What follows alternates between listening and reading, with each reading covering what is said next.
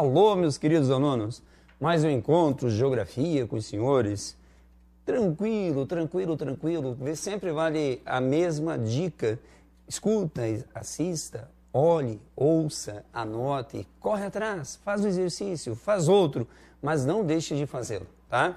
Eu costumo repetir sempre, quem semeia, colhe. E vale a pena investir nisso, vale a pena estudar em cima desses assuntos que nós estamos trabalhando com vocês. Hoje, Marcos de Geografia, professor Dalton de Química aqui com os senhores, trocando uma ideia, e a nossa querida professora Wanda, que vai nos ajudar hoje nos biomas da África, certo, professora Wanda? Isso aí, professor. Tá vendo? Então hoje nós vamos bater um papo legal, vamos pegar o continente africano e falarmos de um dos assuntos mais discutidos na atualidade, refere-se à energia.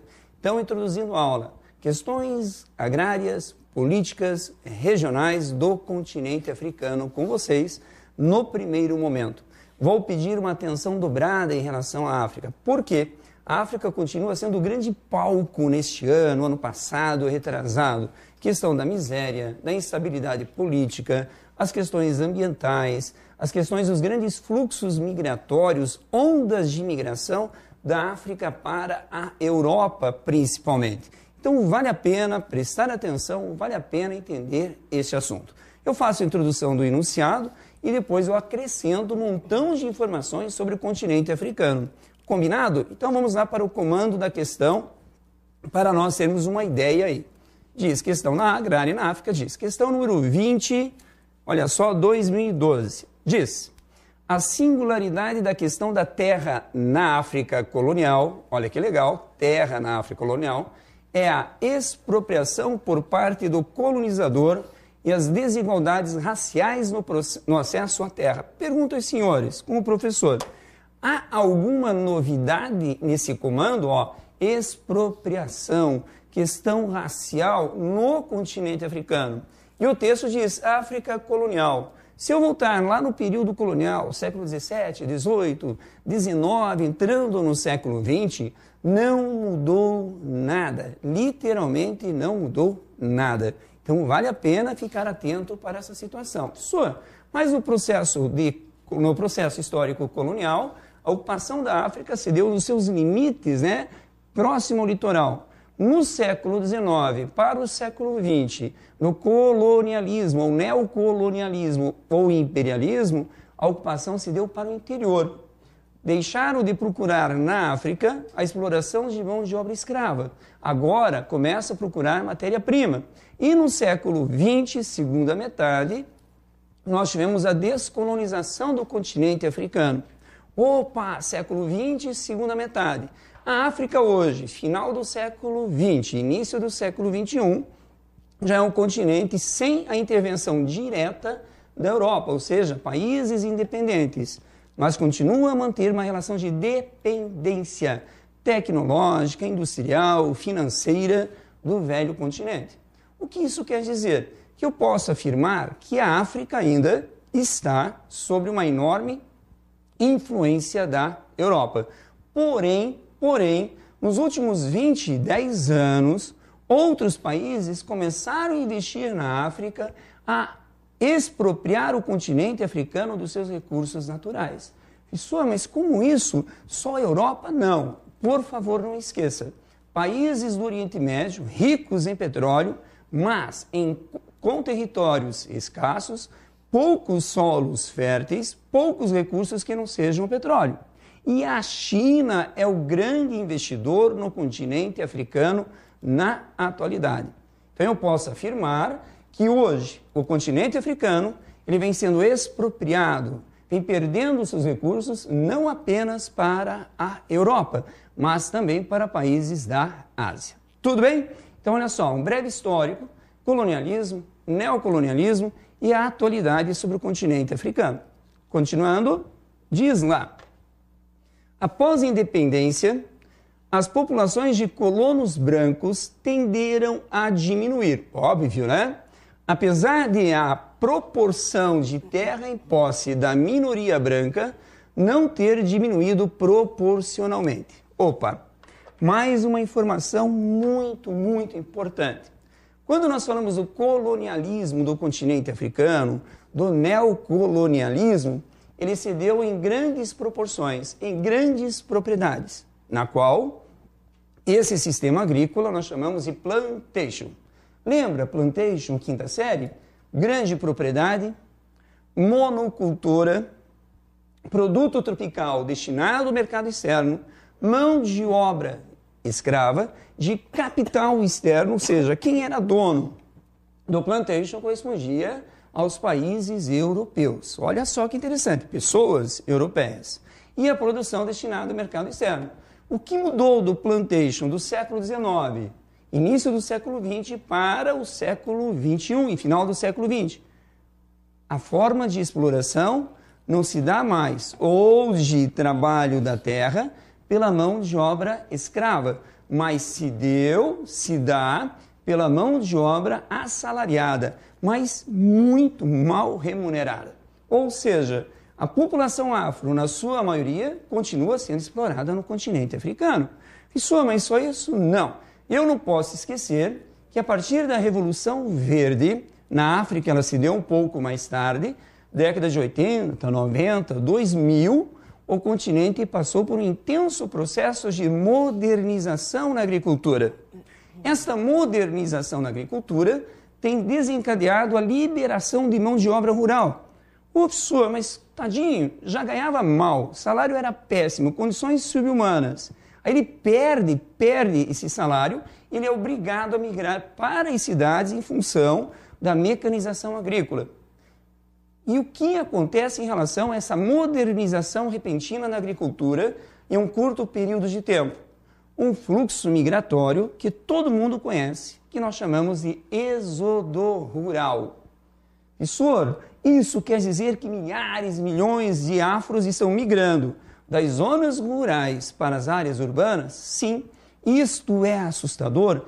É assustador, porque a miséria nas grandes cidades é algo assim estarrecedor. Se no Brasil nós temos de 20% a 25% das populações urbanas morando em submoradias, em favelas, na África em torno de 60%, 70%. Imagine uma cidade, vamos pegar o exemplo, cidade de Lagos, na Nigéria. Ela é uma mega cidade. Mega cidade é a cidade que tem mais de 10 milhões de habitantes. Nesta mega cidade de Lagos, 70% da população, mais ou menos 7 milhões de pessoas, moram em condições subhumanas, em condições de submoradias. Aí eu pergunto, se no nosso Brasil nós observamos uma favela, Rio de Janeiro, São Paulo, Curitiba, Fortaleza, temos 20, 25% da população morando em submoradias, imagine 10 milhões de pessoas numa mega cidade e 7 milhões em submoradias. Então eu posso afirmar, a partir dessa leitura, que a África hoje vive um enorme caos. Eu diria caos no campo, pessoas perdendo emprego em função da modernização da agricultura moderna, caos nas áreas urbanas, porque essas populações não são absorvidas numa economia formal, gerando uma enorme informalidade. Para piorar a situação da população na África, nós temos os conflitos de ordem étnico-racial, porque nós temos países que são constituídos por inúmeras nações, inúmeros grupos étnicos. Nós temos os conflitos gerados pela luta do poder, em função da democratização da década de 90, e nós temos as questões religiosas. Então, a África poderia falar hoje que é um caos, tá? Para piorar a situação da África, olha só quantos probleminhas. Eu venho agora pela nova forma de colonização do continente. A nova forma de colonização ou exploração do continente se dá pela apropriação de terras de forma legal, ou seja, as nações africanas permitem, concedem, vendem enormes áreas para governos da China, do Oriente Médio, Catar, Emirados Árabes, Arábia Saudita. Nossa, professor, além de não terem um espaço destinado à sua agricultura de subsistência, além de não ter uma economia voltada ao mercado interno, hoje a África passa por um novo processo de colonização. O professor Marcos falou 10 minutos seguidos sobre a África e fez uma síntese. É muita coisa? É muita coisa. Então, minha sugestão é, ouça de novo essa aula, reescreva parte do que o professor disse e você vai tirar muitas informações. Vamos continuar na questão, depois eu quero acrescentar mais coisas ainda. Seguindo, apesar de a proporção de terra em posse da minoria branca não ter diminuído proporcionalmente, o que o texto diz? Que a partir do processo de descolonização da África, descolonização começou lá na década de 50, 60 para frente. Só um exemplo, em 1975, um país chamado Angola tornou-se independente de Portugal. Angola é um país cuja independência foi financiada, paga, sofreu ajuda da União Soviética e da China. Angola até hoje mantém um Estado socialista, porém com uma economia aberta para o mercado. Olha que interessante, 75 é algo extremamente recente, foi ontem, onde parte de uma África tornou-se independente. Então a descolonização. A partir da independência da Angola, como exemplo, inúmeros portugueses retornaram para Portugal ou migraram para o Brasil.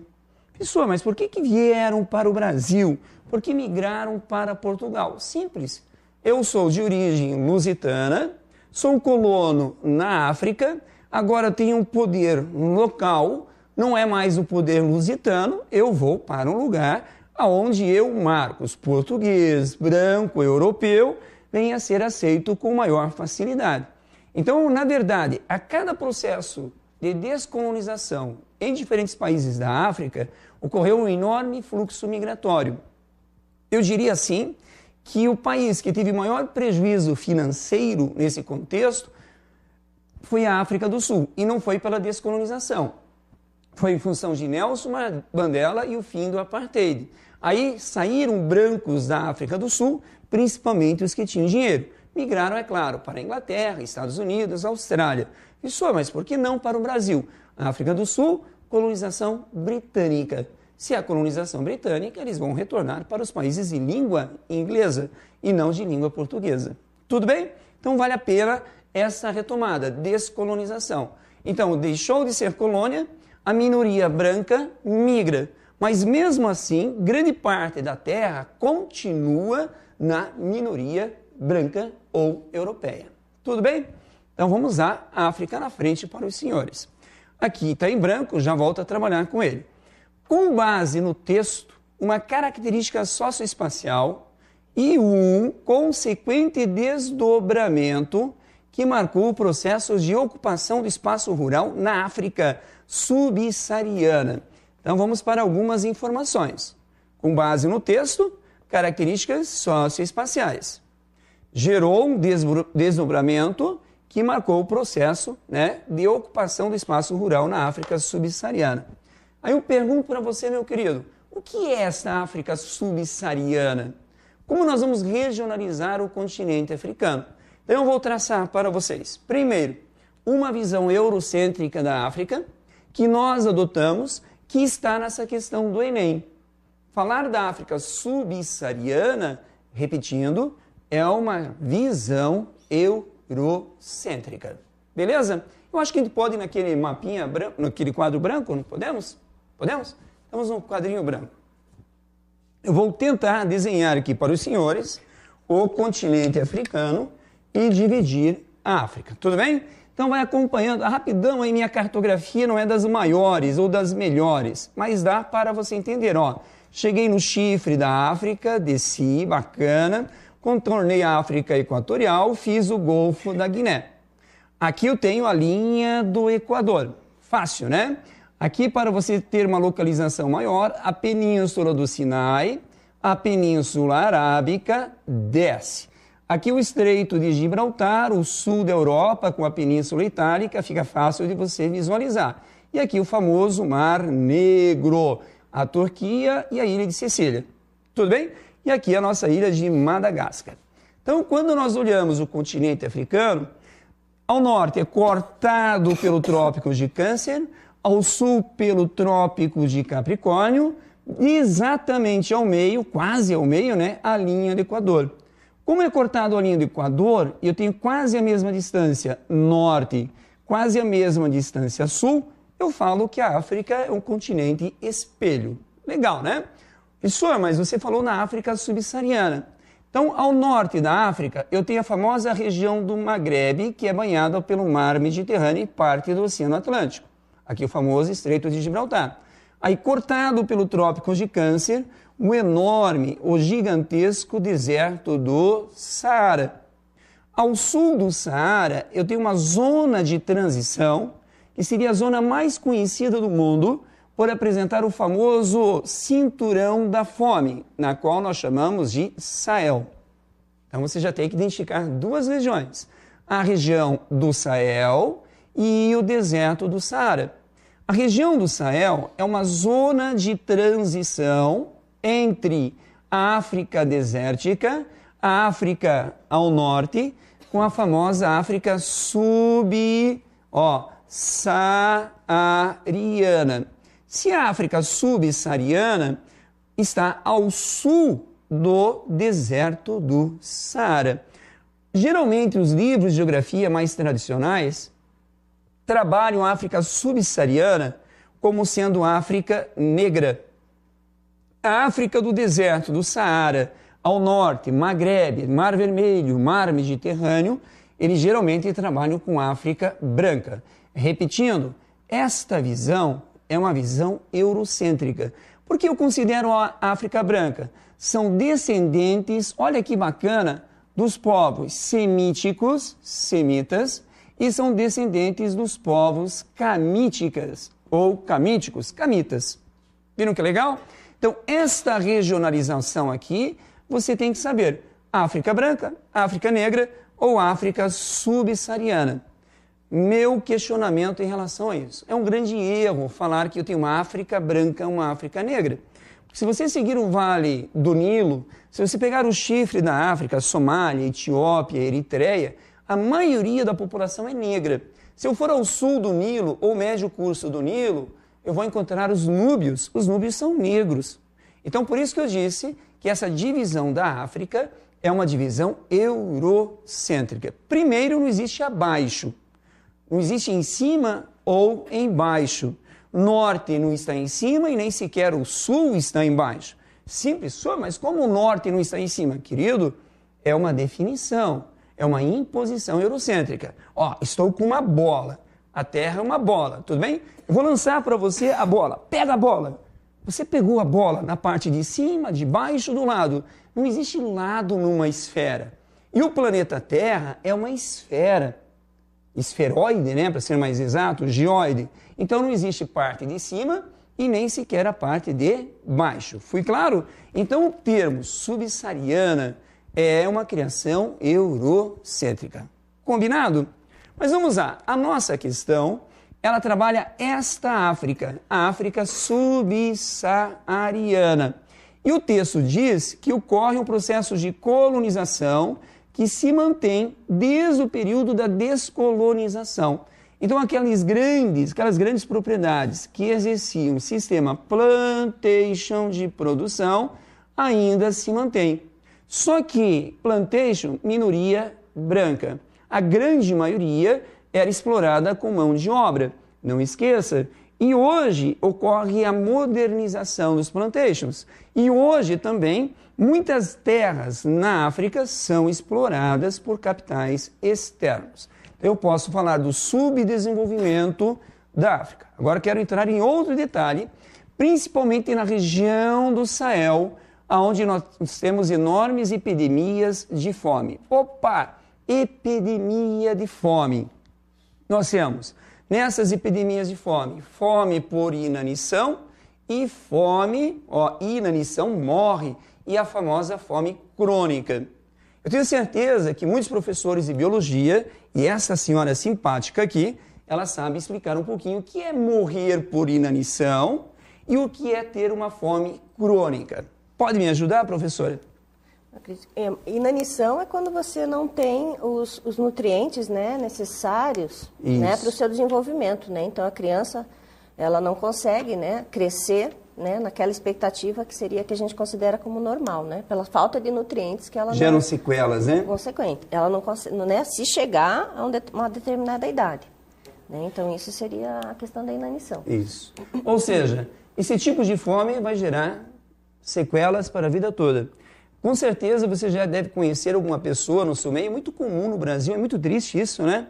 A pessoa não consegue aprender na escola, em hipótese alguma. Falta de vitamina, falta de proteína na infância. O Brasil conseguiu produzir uma pessoa assim. Chama-se Homem Gabiru. Nossa, absurdo o que é isso? Homem Gabiru é o cidadão do litoral do Nordeste, Alagoas, Sergipe e Pernambuco, que sempre trabalhou na atividade de cultivo e extração de cana-de-açúcar. A base alimentar do homem gabiru é de uma refeição, quando tem, de farinha de mandioca. Ou seja, ele é forte, porque farinha de mandioca deixa forte, né, professor? Farinha de mandioca é bom, né? Deixa forte. Mas ele não tem proteínas e vitaminas que vêm ajudar no desenvolvimento do intelecto. E olha que bacana, o Brasil produziu ele baixinho, muito forte, cabeçudo, tadinho. Aí eu pergunto para os senhores, um país como o nosso, de dimensões continentais, nós temos uma das maiores luminosidades do planeta, sol o ano todo. Nordeste brasileiro, solo de Massapê, que é um solo riquíssimo, originou-se na decomposição do gneiss. Não ter o que comer. É a África, inacreditável. É a mesma coisa na África. Se no Nordeste brasileiro nós temos na zona da mata uma enorme concentração de terras, pratica-se com predomínio cana-de-açúcar, não plantam feijão, não plantam arroz, é claro que as populações pobres não têm recursos de subsistência. Por isso que geram essas sequelas. Por isso, quando você encontrar uma pessoa, aquela pessoa a vida toda, não estou sendo preconceituoso, muito pelo contrário. Ela não consegue ter, digamos assim, um avanço socioeconômico, não consegue aprender uma profissão, não consegue aprimorar o aprendizado, com certeza essa criança, essa pessoa, teve falta de alguma proteína e vitamina na sua infância. Por isso, meu querido, não se estuda sem estiver bem alimentadinho, né? Coma bastante. Vamos para... Não muito, né, professora? Não, senão a gente está chegando na obesidade hoje, né? Tem que saber comer. Vamos então para a nossa questão, África. Bem rapidão. Que marcou o processo de ocupação do espaço rural na África subsaariana. Agora você já sabe onde é a África subsaariana. Fácil, né? A. Exploração do campesinato pela elite proprietária. Domínio das instituições fundiárias pelo poder público? Não, o poder público, infelizmente, está sujeito aos latifundiários. Então, totalmente errado. Adoção de práticas discriminatórias de acesso à terra. Controle do uso especulativo da propriedade fundiária. Querido, o texto fala sobre controle do uso especulativo? Não. O texto fala que ocorre uma especulação na exploração da terra e não da propriedade fundiária. Está fora. Desorganização da economia rural de subsistência. Crescimento do consumo interno de alimentos pelas famílias camponesas. Acabei de explicar aos senhores que se houvesse um consumo interno de alimentos pelas famílias camponesas, não existiria fome, não existiriam essas sequelas que nós encontramos no continente africano. D. Crescimento dos assentamentos rurais com mão de obra familiar. Meu amado, se nós estamos falando de concentração de terras, desde quando nós vamos ter assentamentos rurais com mão de obra familiar? Avanço crescente das áreas rurais sobre as regiões urbanas. Não, eu acabei de falar que é um processo de urbanização. Então, há o avanço de áreas urbanas sobre a área rural. Então, nem pensar. Concentração das áreas cultiváveis no setor agroexportador, aumento da ocupação da população pobre em territórios agrícolas marginais. É esta a nossa resposta. Eu quero explicar para os senhores o que corresponde a essas áreas agrícolas marginais. Agora eu volto e vou utilizar o meu slide aqui em branco. Vou pegar a região do Sahel. A região do Sahel, se olhar em latitude, eu tenho o Equador, aqui, que é 0 graus. Eu tenho 23 graus, que é o Trópico de Câncer. Nesse espaço aqui eu tenho a estepe, que são campos. Aqui eu tenho o deserto do Saara. Beleza? Então, a região do Sahel corresponde a essa região aqui. Tranquilo? Vamos lá, vamos voltar aqui para essa região. A região do Sahel é uma região semiárida. Numa região semiárida, eu tenho a configuração desse relevo também dessa forma. Opa, os plantations ocuparam estas regiões. Professor, o que são essas regiões? São os vales. Se eu tenho uma região de vale, é óbvio que os solos são mais profundos e junto aos vales sempre há uma vegetação ciliar. Tudo bem? O que ocorreu nesses últimos 300 anos? Os colonos ocuparam estas áreas aqui, ó, as áreas mais férteis, com maior umidade e solos mais profundos. Para onde ficaram os afros? Para as regiões mais elevadas, que seria esta região aqui, solos pobres com pouca vegetação, e ficaram confinados nesse território. Então, quando ele diz assim, ocuparam áreas marginais, corresponde a essas áreas aqui. Solos com menor produtividade, relevo inadequado e menor produção agrícola. Consequentemente, os melhores solos foram destinados ao plantation ou ao capital externo. Professor, você falou um agroexportador. A palavra diz produtos agrícolas destinadas ao mercado externo. Fácil, né, meus queridos? Olhem quanta informação vocês receberam em 20 minutos de aula. É muita informação. Então, vale a pena ler com atenção. Para fecharmos nossa aula, mais uma questãozinha envolvendo energia. Ou África, energia, mundo? Não é porque tem a África nesse contexto. Porque um dos assuntos mais discutidos na atualidade é energia. Hoje li um artigo, né, na qual a Bahia dobrou a sua produção de energia eólica. Legal! Nós, no Brasil, hoje, no Centro-Sul, nós estamos preocupados. Mais um mês e meio para o início do período de chuvas, que corresponde ao começo da primavera para o centro-oeste brasileiro, os reservatórios brasileiros, que deveriam estar com 40%, 60% de água, estão com 20% e 30% de água. Ou seja, se nós não pensarmos um pouquinho em reduzir o consumo de energia, nós podemos ter um colapso energético no Brasil até o final do ano. Então, são assuntos pertinentes, são assuntos que nós estamos discutindo o tempo todo. E pode escrever, e você vai pesquisar.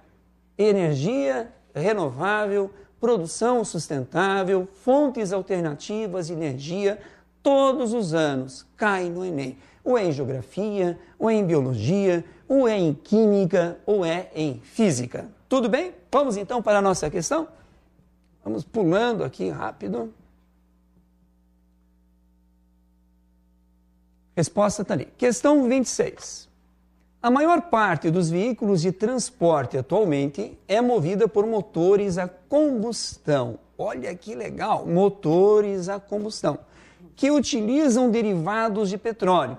Por causa disso, esse setor é o maior consumidor de petróleo do mundo, com altas taxas de crescimento ao longo do tempo, enquanto outros setores têm obtido bons resultados na redução do consumo. Os transportes tendem a concentrar ainda mais o uso de derivados de óleo. Opa! Uma informação que todos os senhores conhecem. Comando diz: o impacto ambiental da tecnologia mais empregada pelo setor de transportes, tecnologia mais empregada pelo setor de transportes, e uma medida, está tendo duas perguntas, para promover a redução do seu uso, estão indicados respectivamente em tecnologia empregada pelo setor de transportes. Qual seria esse? A partir da segunda revolução industrial, memoriza, segunda revolução industrial. Pergunto aos senhores, a grande invenção foi a máquina ou o motor a combustão interna. A partir da segunda revolução industrial, o petróleo passou a ter uma importância enorme na geopolítica e na economia do planeta. Então tem uma informação bacana. Tudo bem? Empregada pelo setor de transportes. E uma medida para promover a redução do seu uso estão indicados. Então, duas perguntas. Aumento da poluição sonora. Queridos, olha só que coisa doida, né, professor? A sua Ferrari, o professor Dalton tem uma Ferrari. E quando ele sai pelas avenidas de Curitiba, ele faz um barulho enorme, né, professor Dalton? Ah, brincandinho assim. Então não tem nada a ver com poluição sonora. Faz uma barulheira da nossa.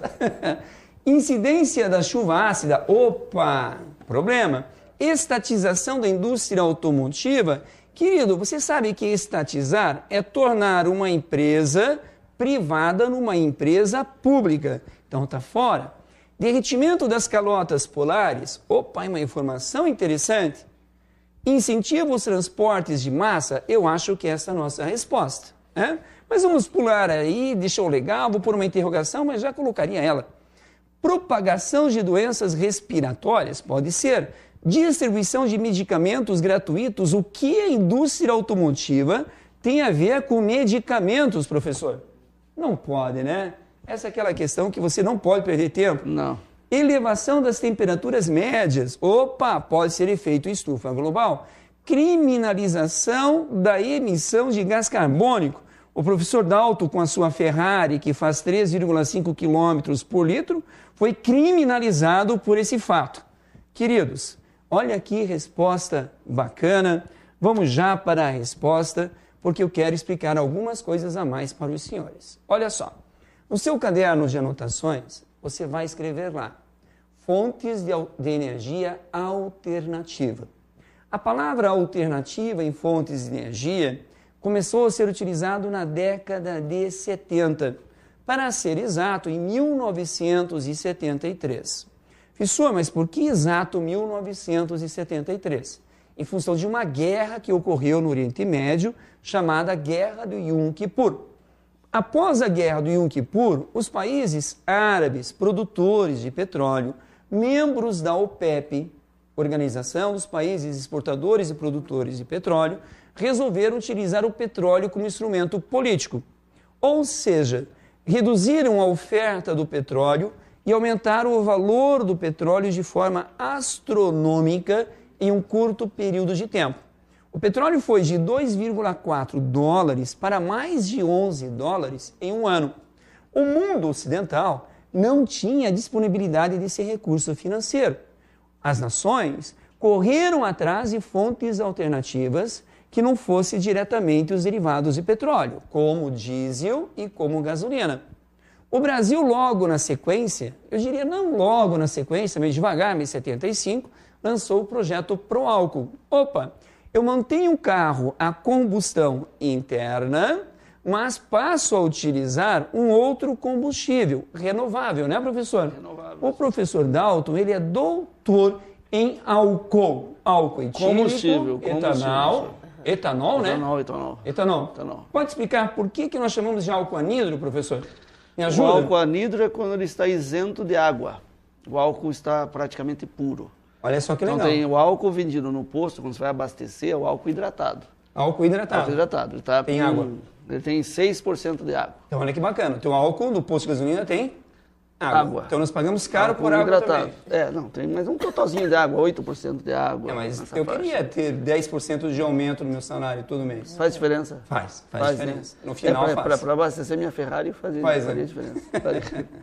Mas olha que interessante. Falei de uma fonte alternativa, falei de álcool combustível. É alternativa. Eu saio da dependência do petróleo.